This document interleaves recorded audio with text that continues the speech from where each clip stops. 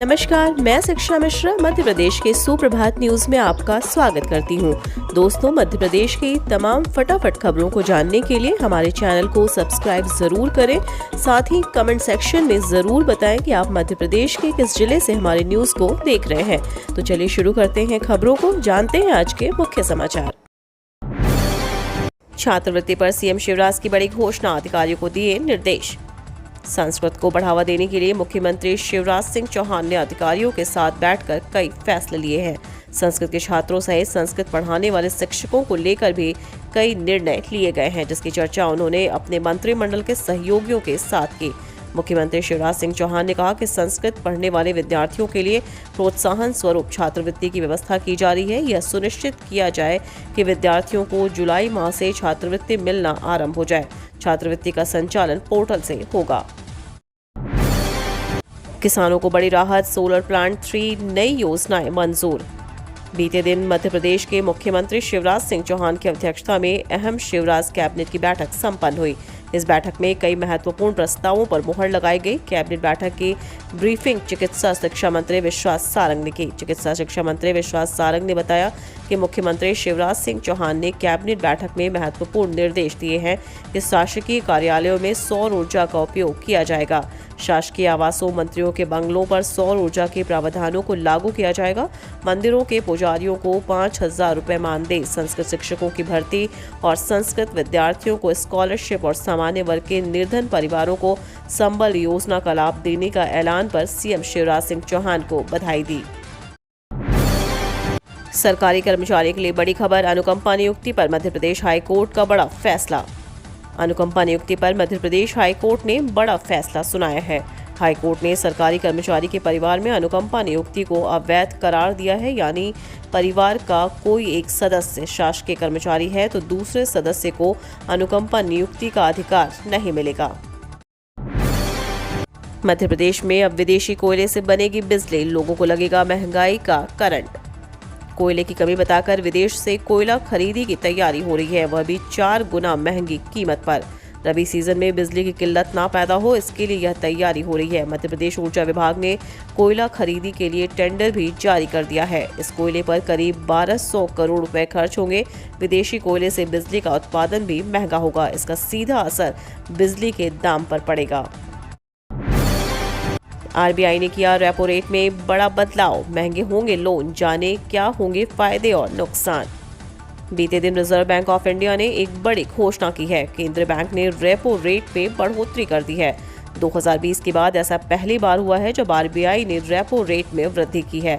तत्काल प्रभाव से रेपो दर को 40 आधार अंकों से बढ़ाकर 4.40% कर दिया है। इसी के साथ रेपो रेट में 50 बीपीएस की बढ़ोतरी हुई है। देखा जाए तो आरबीआई का यह कदम चौंकाने वाला है।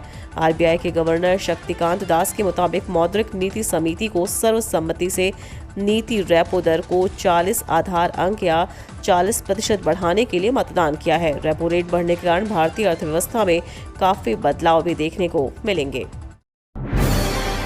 7 मई को जबलपुर रीवा से चलेंगी ये स्पेशल ट्रेन। 8 मई तक कई ट्रेनें हुई रद्द, इनमें बढ़े कोचेस। मध्य प्रदेश के रेल यात्रियों के लिए खुशखबरी है। पश्चिम मध्य रेलवे 7 मई से जबलपुर और रीवा के बीच एक साप्ताहिक समर स्पेशल ट्रेन चलाने जा रहा है। इसका हरदा, इटारसी, पिपरिया, नरसिंहपुर, जबलपुर, कटनी, मैहर, सतना और रीवा स्टेशन पर स्टॉपेज रहेगा। इनके दोनों तरफ 7-7 फेरे रहेंगे। इस गाड़ी में 1 वातानुकूलित द्वितीय श्रेणी, 3 वातानुकूलित तृतीय श्रेणी, 12 शयनयान श्रेणी, 4 सामान्य श्रेणी, 2 एसएलआरडी सहित कुल 22 कोच हैं। पेट्रोल डीजल के बढ़ते दामों का सिलसिला थमा। एमपी के शहर में ईंधन हद से ज्यादा महंगा। तेल कंपनियों ने आज पेट्रोल डीजल के नए रेट जारी कर दिए हैं। हालांकि आज भी ईंधन के दामों में कोई इजाफा नहीं हुआ है, लेकिन अभी पेट्रोल डीजल की कीमत भारत के कई राज्यों में 100 रुपए से अधिक है। पिछले 28 दिनों से ईंधन के दामों में कोई इजाफा नहीं देखा जा रहा है। आखिरी बार 6 अप्रैल 2022 को ईंधन के दामों में बढ़ोतरी हुई थी, जो सिलसिला फिलहाल थम चुका है। फिलहाल तो कुछ नहीं कहा जा सकता, लेकिन उम्मीद है कि आने वाले समय में ईंधन के दाम घट सकते हैं।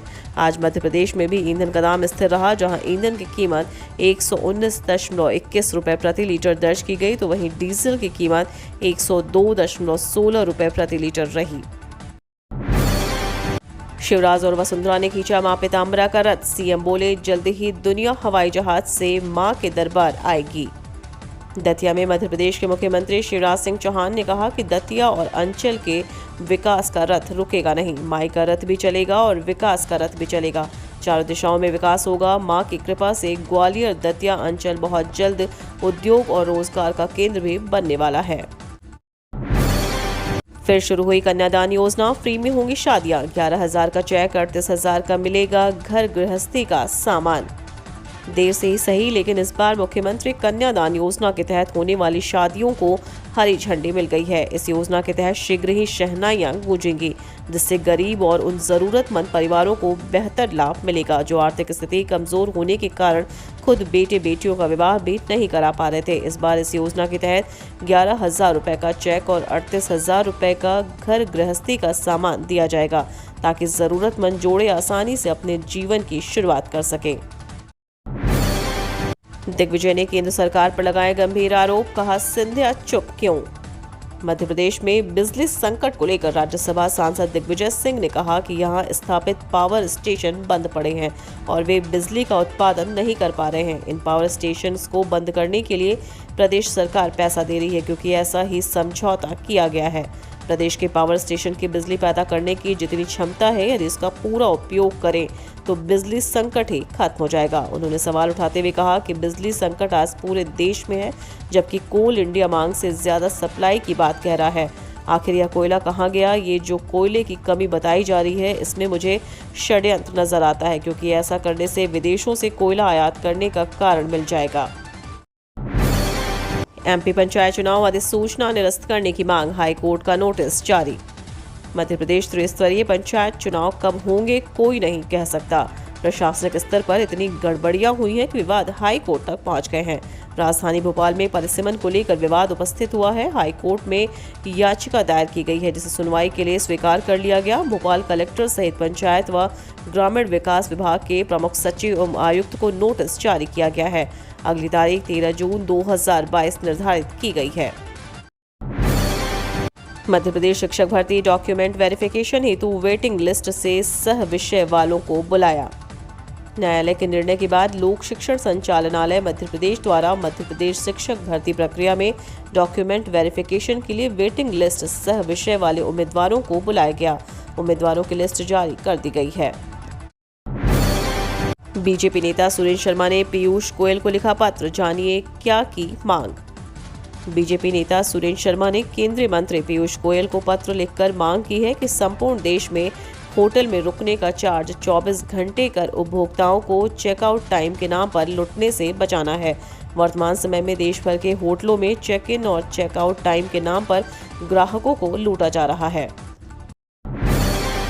प्रदेश के 11 जिलों में 34 पॉजिटिव मिले। इंदौर में सबसे ज्यादा 8 नए केस। मध्य प्रदेश में कोरोना संक्रमण फिर बढ़ने लगा है। बीते दिन 7,617 जांच में प्रदेश के 11 जिलों में 34 पॉजिटिव मिले हैं। इसमें सबसे ज्यादा नए केस इंदौर में 8 मिले। प्रदेश के अलग अलग अस्पतालों में 21 मरीज भर्ती हैं। इनमें 2 मरीज ऑक्सीजन सपोर्ट पर हैं। अब तक प्रदेश में 10,41,574 लोग संक्रमित हो चुके हैं। इनमें से 10,30,623 मरीज स्वस्थ हो गए हैं। कोरोना के कारण अब तक 10,735 की जान जा चुकी है। मंगलवार को 21 मरीज ठीक हुए हैं। प्रदेश में एक्टिव मरीजों की संख्या वर्तमान में 216 पर पहुंच गई है। एमपी में 4 वेदर सिस्टम एक्टिव। 9 जिलों में गरज चमक के साथ बूंदाबांदी के आसार। 3 दिन बाद फिर बदलेगा मौसम। मध्य प्रदेश में प्री मानसून एक्टिविटी के संकेत मिलने लगे हैं। पूर्वी मध्य प्रदेश में प्री मानसून गतिविधियों के चलते सोमवार से ही मौसम बदला सा है। यहां बारिश के साथ आंधी चल रही है। एमपी मौसम विभाग ने आज 9 जिलों में गरज चमक के साथ बौछार तो 9 जिलों में बिजली गिरने और चमकने का येलो अलर्ट जारी किया है। वहीं 18 से 20 किलोमीटर प्रति घंटे की रफ्तार से हवा चल सकती है। 6 मई को फिर मौसम में बदलाव देखने को मिल सकता है।